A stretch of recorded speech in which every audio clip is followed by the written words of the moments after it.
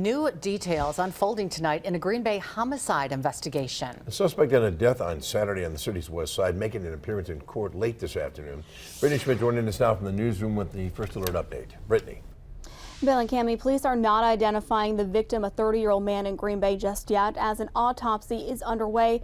But moments ago, we did learn the identity of the man being held in connection to this case, Owen Backus. He appeared this afternoon and is being held on a $1 million cash bond.